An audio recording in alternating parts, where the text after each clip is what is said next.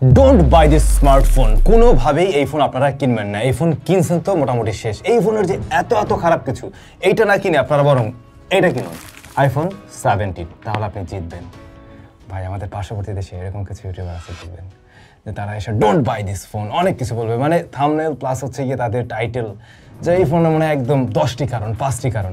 দিন শেষে ভিতরে গিয়ে দেখবেন আসলে ওরকম কিছু না। এমনকি বাংলাদেশের ইউটিউবার এমন শুরু করছে, টেক ইউটিউবার আমি দেখলাম যে মানে টাইটেল থাম্বনেল ভিতরে অন্য জিনিস।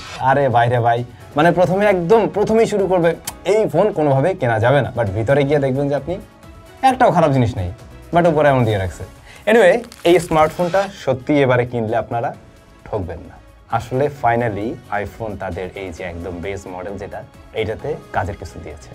যদি ফার্স্টেই ধরাই দিই কয়েকটা বিষয়। ফার্স্ট অফ অল আমরা ডিসপ্লেটা নিয়ে বারবার বলে আসছি, লাস্ট ইয়ারও আমাদের একই কমপ্লেইন ছিল, এমনকি যে কারণে আসলে এগুলো নিয়ে আমি রিভিউ দেইনি এই কারণেই, কারণ ওই ফোনের প্রতি তেমন একটা ইন্টারেস্ট ছিল না। আইফোন 16 এর কথা বলছি। ফাইনালি আপনারা এই স্মার্টফোনটিতে কিন্তু সেই হাই রিফ্রেশ রেট পেয়ে যাচ্ছেন 120 হার্টজ। তারপরে বেস মডেলটা শুরুই হচ্ছে কিন্তু 256 থেকে, 128 জিবির কোনো খানা নেই, 256 থেকেই শুরু হচ্ছে।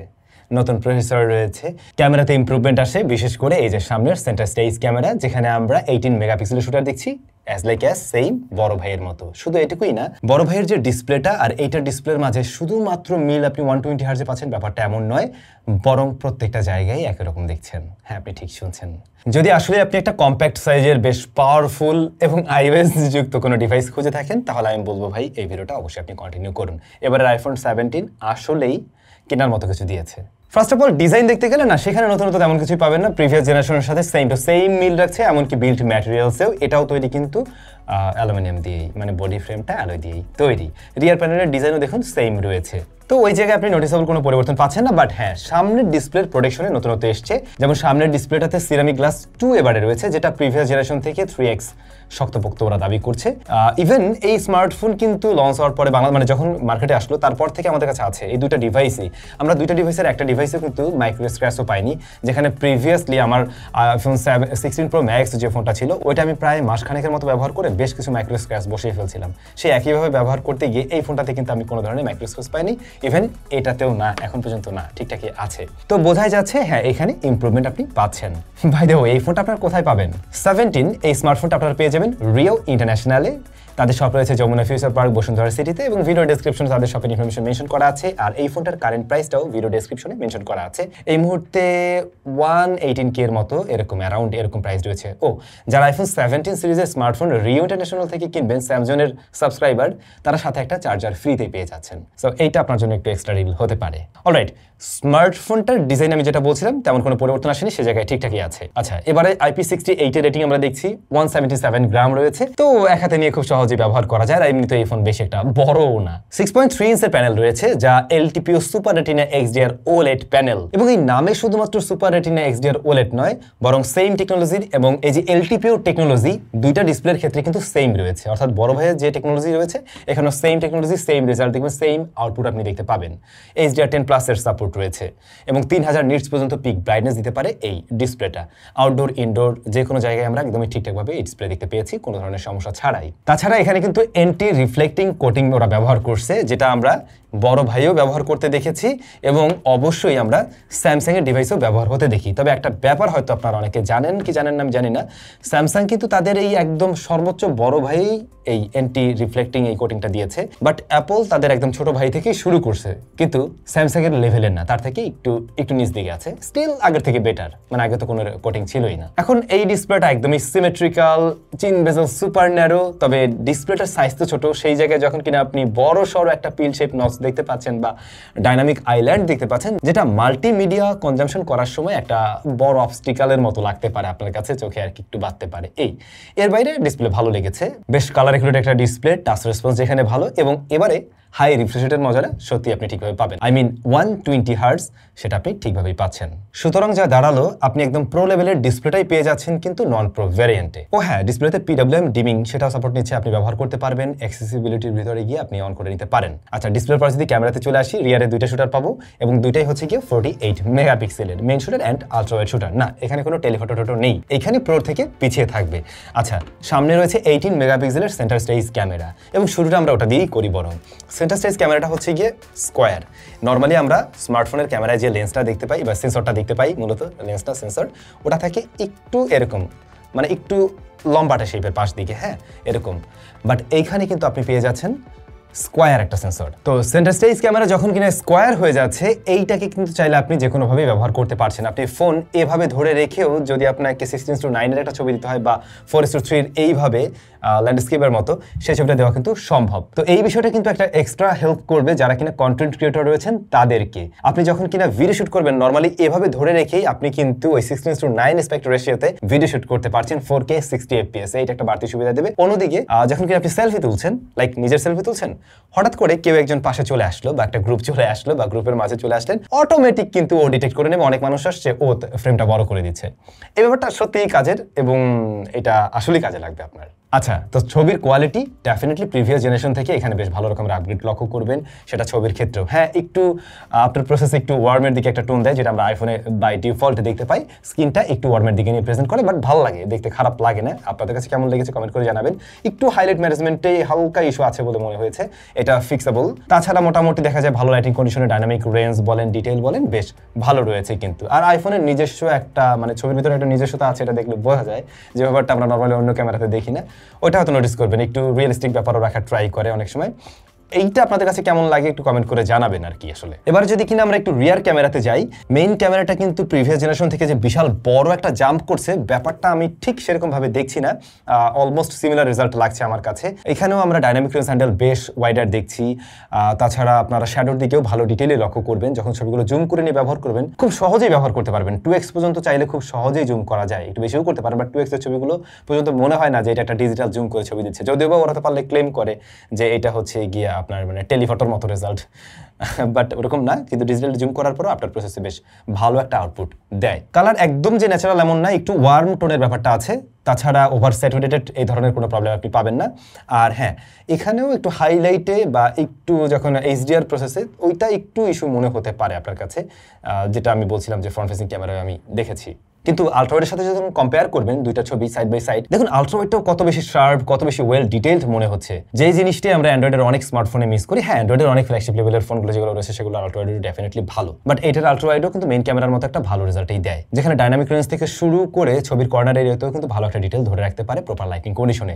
ইভেন লো লাইটেও বোথ সাইডের ক্যামেরা ভালো আউটপুট দিচ্ছে। ওভার কন্ট্রাস্টি সফট এই জাতীয় ছবি আমি পাইনি। মোটামুটি আপনাকে স্টাডি করেও ধরে রাখতে হবে না, ধরে রাখতে পারলেই ভালো ছবি দিচ্ছে প্রত্যেকটা ক্লিকেই। বাট আপনি যখন পোর্ট্রেটে ছবি তুলছেন 1x and 2x এ ছবি তুলতে পারবেন, বাট আপনার কাছে 2x 1x যেটাই হোক না কেন, যদি আপনি মানে একটু রেডি টাইপ ছবি পছন্দ করে থাকেন তাহলে এটার ছবি বেশি ভালো লাগবে, ইভেন এটার চাইতেও। পোর্ট্রেটের ক্ষেত্রে বরং আমি প্রোর চাইতে দেখলাম এটা একটু ব্রাইট করে ছবি দেয়, মূলত একটু ওয়ার্মের দিকে একটু বেশি টোন নেয়, বাট দেখতে আর কি ভালো লাগতেছে এগুলো। ব্যাকগ্রাউন্ড ব্লারনেসও কিন্তু বেশ ভালো, মানে আর্টিফিশিয়াল লাগে না, ন্যাচারাল একটা ভাইব দিতে পারে। তাছাড়া এজ ডিটেকশনে কিন্তু আপনার কাছে ঠিকঠাকই লাগবে বা ন্যাচারালি মনে হবে আর কি। কিছু কিছু ক্রিটিক্যাল জায়গায় গিয়ে একটু টুকটাক মিসম্যাচ করে, মোস্ট অফ দ্য টাইমই বেটার রেজাল্ট দেয়।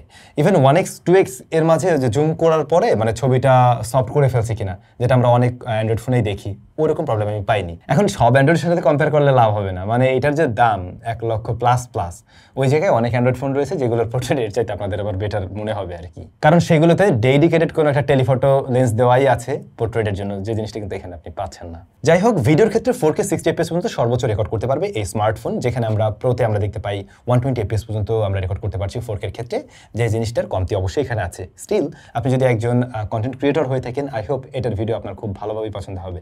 ভিডিওতে কোনো জিটারিং পাইনি, ভিডিও সুপার স্মুথ মনে হবে, স্টেবিলিটি খুবই দারুণ।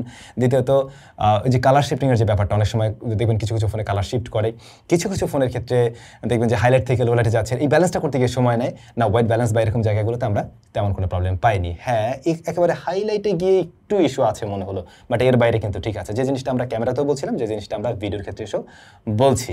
আপনি চাইলে বোথ সাইডের ক্যামেরা দিয়ে খুব দারুণ ভিডিও করতে পারবেন। এই মুহূর্তে যে ভিডিওটা রেকর্ড হচ্ছে সেটা রেকর্ড হচ্ছে আইফোন 17 এর ফ্রন্ট ক্যামেরা থেকে 4K 60 FPS, এবং যে সাউন্ডটা শুনতে পাচ্ছেন সেটা রেকর্ড হচ্ছে ইন্টারনাল মাইক্রোফোন থেকে।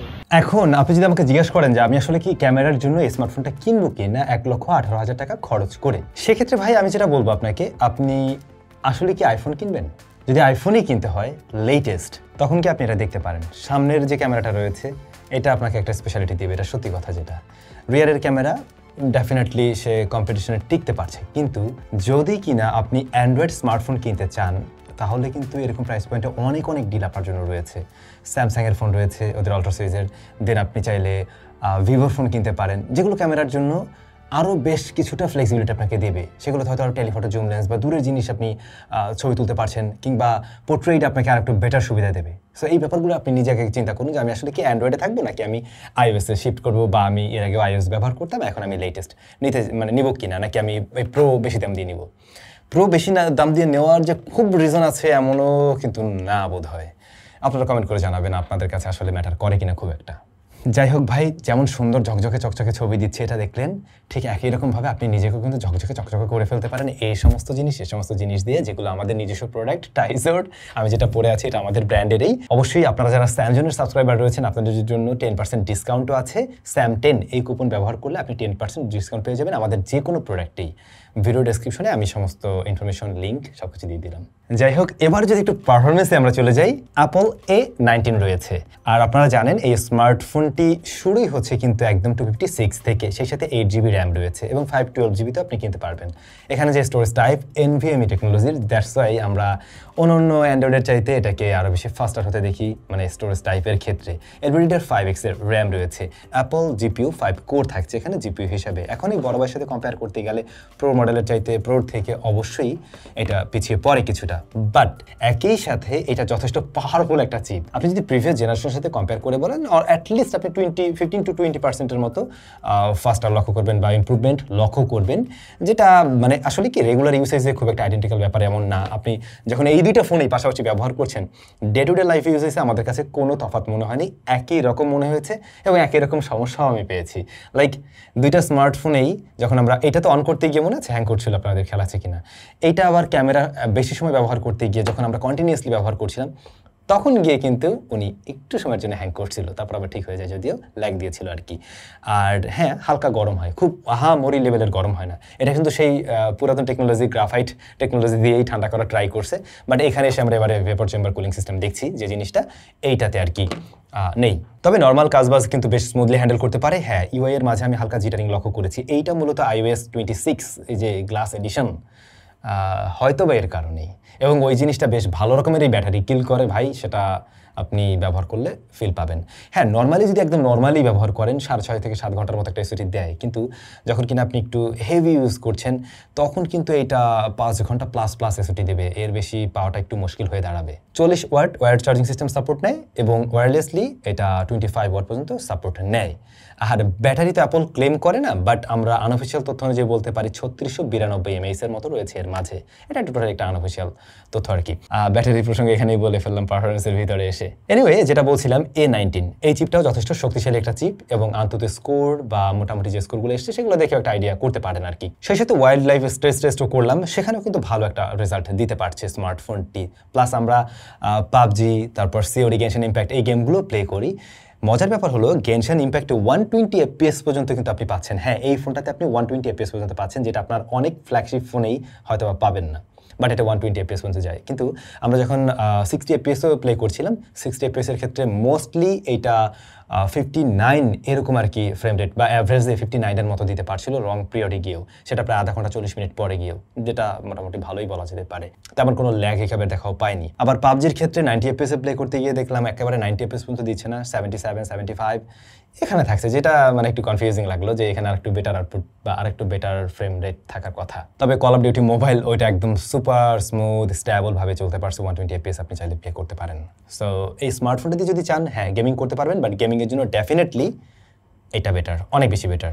কুলিং সিস্টেম বলেন, সাইজ বলেন, সব কিছু মিলেই। তবে এটুকু বলাই যায় দিন শেষে যে কম্প্যাক্ট একটা সাইজের মাঝে বেশ পাওয়ারফুল কিছু রয়েছে। স্পিকার কোয়ালিটি যথেষ্ট ভালো, আমরা একেবারে বড় ভাইয়ের সাথে কম্পেয়ার করতে গেলে প্রায় সিমিলার। হ্যাঁ, এটা আরও বেশি প্রোনাউন্সড, বাট এটাও মানে খারাপ না। ইভেন অনেক অ্যান্ড্রয়েড ফ্ল্যাগশিপের চাইতে বেটার আউটপুট দিচ্ছে বলে মনে হয়েছে এবং বেশ ব্যালেন্সড একটা সাউন্ড দিতে পারে, বেশ ডেপথ আছে সাউন্ডে। তবে ভাই যে ব্যাপারটা আপনাকে কষ্ট দিতে পারে, Type-C 2.0 প্রোটোকল এখানে সাপোর্ট নিচ্ছে, যেখানে ইমপ্রুভমেন্ট আসে নেই। যাদের আসলে প্রয়োজন পড়ে ডাটা ট্রান্সফার করার বারবার SSD বা যে কোনো কিছুতে বা ল্যাপটপের সাথে, এইটা একটু স্লো হবে। কিন্তু বাকি থাকলো নেটওয়ার্ক কানেক্টিভিটির বিষয়গুলো, হ্যাঁ সেগুলো ঠিকঠাকভাবে পেয়েছি এবং ওয়াইফাই জনিত কোনো প্রবলেম পাইনি। ওয়াইফাই রিসিপশনে সে জায়গাও ঠিকঠাক আছে। এই তো বাকি বিষয়বস্তু একদমই ঠিকঠাক জায়গায় আছে বলতে পারেন। সব মিলে বেশ কয়েকটা জায়গায় আসলে ইমপ্রুভমেন্ট আসছে, যেটা আমরা বলছিলাম প্রিভিয়াস জেনারেশন থেকে। ওইটা আসলে মানে কেনার তেমন কোনো কারণ ছিল না, বাট এটা কেনার মতো অনেকগুলো কারণ আছে। ফার্স্ট অফ অল দাম বাড়েনি, দাম আগের জায়গায় আছে। বাংলাদেশে আস্তে ধীরে আরও কম, এটা সত্যি। আর যেমন দেখুন ডিসপ্লে সেকশনে আমরা ইমপ্রুভমেন্ট দেখছি। তারপরে যেটা বলছিলাম ক্যামেরাতে, বিশেষ করে ফ্রন্ট ফেসিং ক্যামেরাতে, চার্জারের ক্ষেত্রে মানে ওয়াট বেশি সাপোর্ট নিছে। তো সব মিলে ইমপ্রুভমেন্টের জায়গায় আছে প্রিভিয়াস দাম ধরে রেখে। সো এবারে আর আইফোন 17কে আপনি মোটেই ছোট করতে পারছেন না, সেই জায়গাটা নেই। এখন যারা আইফোন হেটার তাদের হিসাব আলাদা, বা আইফোন পছন্দই করেন আপনি কিনবেন না, সেই জায়গা থেকে অনেক কিছু আমরা বলতে পারি চাইলে। তবে সত্যি বলতে কেনার উপযোগী একটা স্মার্টফোন। মানে দাম তো আসলে বাড়েনি, বাট আমরা বেটার কিছুই দেখছি। আপনাদের কাছে কেমন লাগলো কমেন্ট করে জানাবেন। সবাই ভালো থাকবেন, দেখা হচ্ছে নতুন ভিডিওতে।